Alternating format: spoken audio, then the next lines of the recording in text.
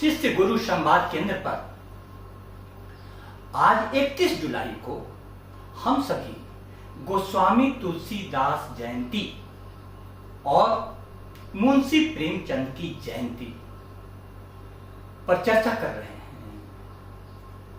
पिछले 27 वर्षों से शिष्य गुरु संवाद केंद्र अपने विद्यार्थियों के साथ किसी भी अवसर का, किसी भी विषय का सदुपयोग करता है एक संवाद स्थापित करने के लिए।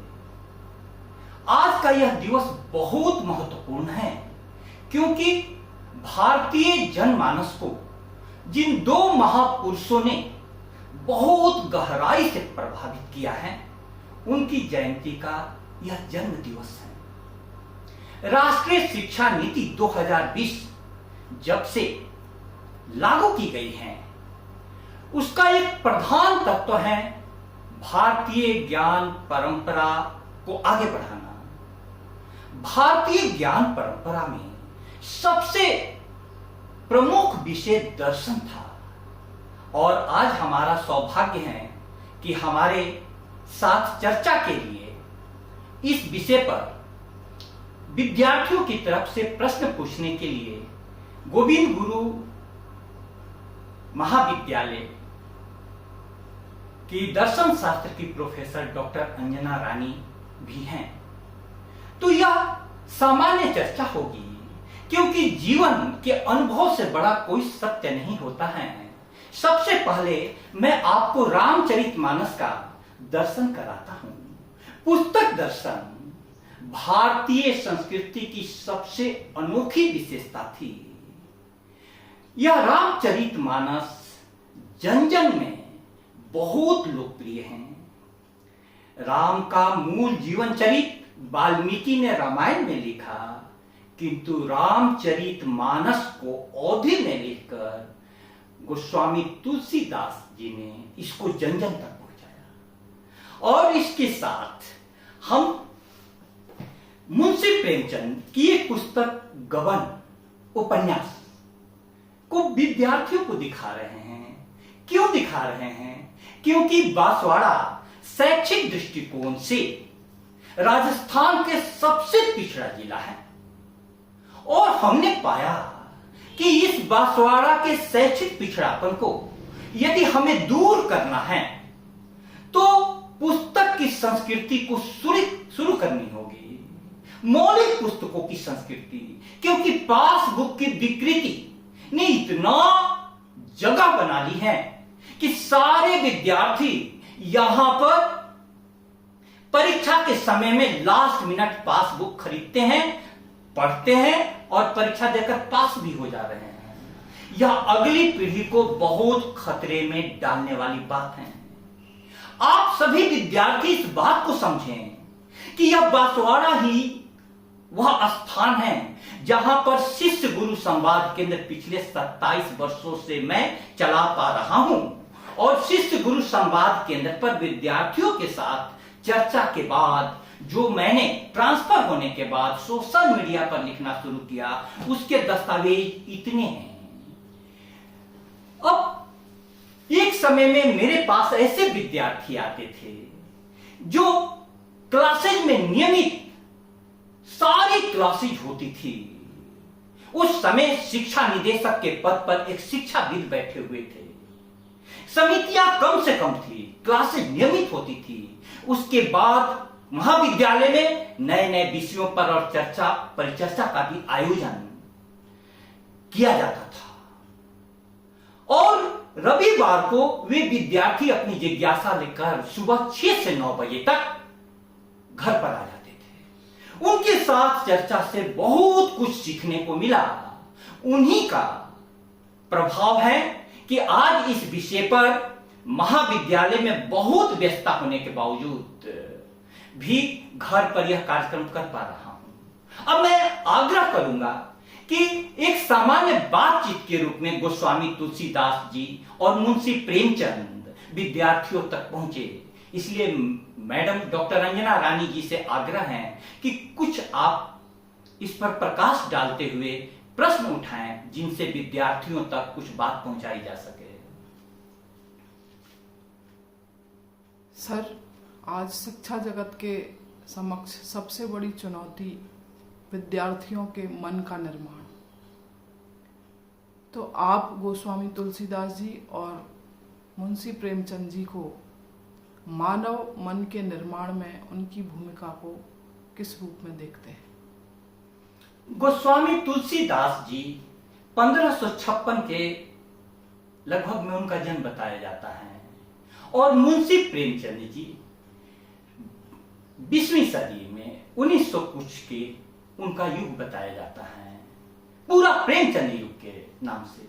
हमने बचपन में, मेरा जो अनुभव है, मैं देखता था कि मेरे पिताजी मिलिट्री मैन थे और वे सुबह सुबह रामचरितमानस को लेकर के बैठ जाते थे पढ़ने।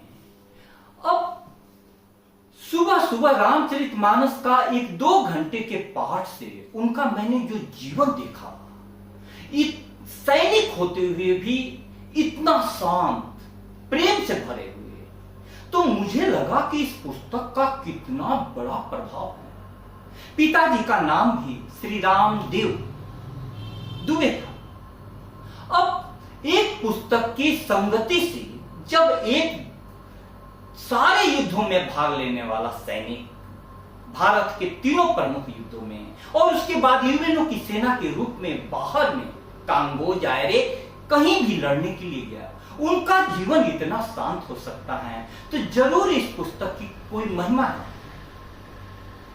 उसी प्रकार से हमने बचपन में प्रेमचंद की कहानी ईदगाह पढ़ी थी। सारे बच्चे खिलौने के लिए, कोई भिस्ती का, कोई पुलिस का, कोई कौन कौन खिलौने खरीदता है, लेकिन हामिद अपनी दादी के लिए चिमटा खरीदता है। अब इस प्रकार की बातें बाल मन पर बहुत गहरा प्रभाव डालती हैं। तो गोस्वामी तुलसीदास जी को रामचरितमानस का महत्व इसी में है कि उन्होंने जो बातें लिखी हैं, रामचरितमानस को आज कई प्रकार के विवाद भी उठा दिए जाते हैं। यह संवाद का ग्रंथ है, विवाद का नहीं। आप ढूंढेंगे तो कई चीजें मिल जाती हैं जिसके कारण आप उसको वाद विवाद का विषय बना सकते हैं, लेकिन आपकी दृष्टि संवाद की हो तो मुझे जो सबसे अच्छा उदाहरण है गोस्वामी तुलसीदास जी के रामचरितमानस से, वह आपको कहता हूं विद्यार्थियों के लिए सरल शब्दों में। दशरथ जी मर चुके हैं और राम, लक्ष्मण, सीता वन को जा चुके हैं। भरत लौटते हैं अपने ननिहाल से। उस समय वे बहुत क्रोध में मां का भी तिरस्कार करते हैं, मंथरा जिसने आग लगाई उसका भी तिरस्कार करते हैं। लेकिन उस शोक के समय में और उस क्रोध के समय में गुरु वशिष्ठ जी पास हैं। गुरु वशिष्ठ ने कहा, बहुत प्यारी लाइन है जो हमारे पिताजी कहा करते थे, सुनहु भरत भावी प्रबल बिलखि कहेउ मुनिनाथ, हानि लाभ जीवन मरणु जसु अपजसु विधिहात। हे भरत, सुनो, भावी प्रबल है, कुछ होनी है, हो गया। हानि लाभ जीवन मरणु जसु अपजसु विधिहात। हानि लाभ जीवन मरण जस अपजस विधि के हाथ में है। हमारी संस्कृति ने एक भाग्यवाद का सहारा लिया, विधि का सहारा लिया। होई है वही जो राम रचि राखा, क्यों करी तर्क बढ़ा वही शाखा। जीवन सदा आपके मन के हिसाब से नहीं चलेगा। तो एक दृष्टांत याद आता है कि अमिताभ बच्चन का नाटक देखने उनके शिक्षा संस्थान में उनके पिताजी हरिवंश राय बच्चन पहुंचे हुए थे और अमिताभ बच्चन की तबीयत खराब हो जाती है, वे भाग नहीं ले पाते हैं, बहुत निराशा उन्हें होती है। तब पिताजी कहते हैं हरिवंश राय बच्चन, जिसका वे बार बार कोट करते हैं, यदि तुम्हारे मन के अनुसार हो तो अच्छा, यदि तुम्हारे मन के अनुसार नहीं हो तो बहुत अच्छा। पिता के इस वचन को हरिवंश राय बच्चन जी के वचन को इस सदी के महानायक अमिताभ बच्चन बार बार कोट करते हैं। क्यों? तुम्हारे मन के अनुसार हो तो अच्छा, तुम्हारे मन के अनुसार नहीं हो तो बहुत अच्छा, क्योंकि वह परमात्मा के मन के अनुसार हो रहा है। परमात्मा के मन के अनुसार राम वन में गए, कहा जाता है राम वन में गए और बन गए। मर्यादा पुरुषोत्तम राम को वन ने बनाया परमात्मा के मन के अनुसार। अब यदि मृत्यु हो गई है तो वशिष्ठ जी यही बोलते हैं। तब अगली लाइन उनकी और महत्वपूर्ण है। एक बार फिर से लाइन सुनिए। सुनहु भरत भावी प्रबल, बिलखि कहे मुनिनाथ, हानि लाभ जीवन मरणु, जसु अप जसु विधि हाथ। यही विचार के देई अदोसु, व्यर्थ काहि पर कीजिय रोसु। तात विचार करहु मन माही, सोच जोग दशरथु नृपुनाही। बोलते हैं वशिष्ठ गुरु कि हे भरत विचार करो, शोक मनाने के योग्य राजा दशरथ नहीं है। उन्हें भी आश्चर्य होता है कि मेरे पिताजी मर गए, मैं शोक नहीं मनाऊं। तो वशिष्ठ जी बहुत अच्छा कारण बोलते हैं कि शोक किन पर मनाया जाना चाहिए। आगे की पंक्तियों में वो बात कही गई है, जो अपने कर्तव्य का निर्वहन नहीं करते हैं। सोचिया वेद, सोचिया विप्र, जो वेद विहीना, तजि निज धर्म विषय लयलीना। उस विप्र को, ब्राह्मण को, जो ज्ञान का उपासक होना चाहिए, उसको छोड़ करके विषयों में लिप्त है, उस पर सुख मनाओ। सोचिया नृपति, जो नीति न जाना, जेहि न प्रजा प्रिय प्राण समाना। उस राजा पर सुख मनाओ जो नीति नहीं जानता है और जिसके लिए प्रजा प्राणों के समान प्रिय नहीं है। सोचिया वयस्सु, वह वैश्य शोक के योग्य हैं। कौन? जो अपने कृपण हैं और अपने धन का सदुपयोग समाज के श्रेष्ठ कार्यों के लिए नहीं करता है। सोचिया वैश्य कृपण धनवानु, जो न अतिथि शिव भगति सुजानु। एक समय में हमारी संस्कृति में वैश्यों को श्रेष्ठ ही कहा जाता था। उन्होंने शिक्षा और संस्कृति के प्रसार में अद्भुत योगदान दिया है। और अगली लाइन, सोचिया शूद्र विप्र अवमानी, मुखर मान प्रिय ज्ञान गुमानी। अब इन लाइनों को विवाद का विषय बना दिया गया। शूद्र माने जो शरीर में सिमटा हुआ है, वह विप्र यानी ज्ञान के उपासक का अवमानना करने लगता है। जब भी आप किसी शरीर में लिपटे हुए व्यक्ति को, जो काम क्रोध लोभ वासना का शिकार हो रहा है, मोह का शिकार हो रहा है, उसको ज्ञान दीजिए, तो वह बोलता है ऐसे ज्ञान की बातें मत हमारे सामने करो। सोचिया शूद्र विप्र अवमानी, मुखर मान प्रिय ज्ञान गुमानी। अब यह बातें कि हम मुझे ज्ञान मत बखारो, यह क्या है? ज्ञान गुमानी।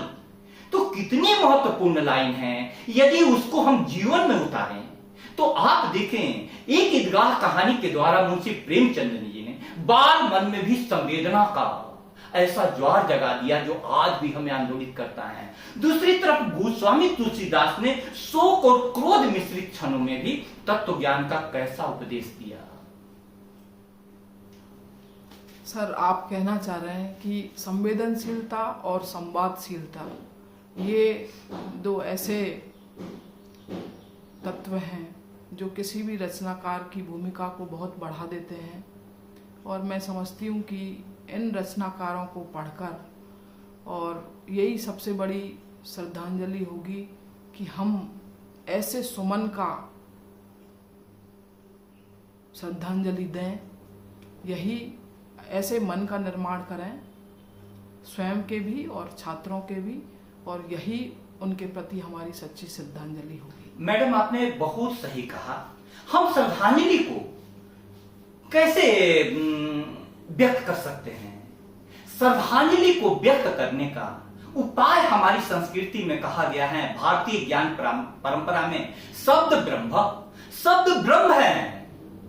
आपके पास एक शब्द आता है, फैलता चला जाता है। ब्रह्म माने फैलने वाला। आज एक्सपेंडिंग यूनिवर्स की धारणा को विज्ञान भी मान रहा है।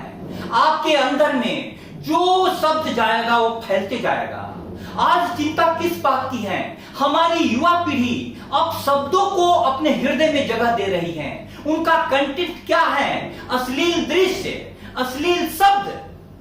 और इन अश्लील दृश्यों ने, अश्लील शब्दों ने हमारी युवा पीढ़ी को इतने खतरे में डाल दिया है कि दुराचार, व्यभिचार के वे शिकार हो रहे हैं, भ्रष्टाचार।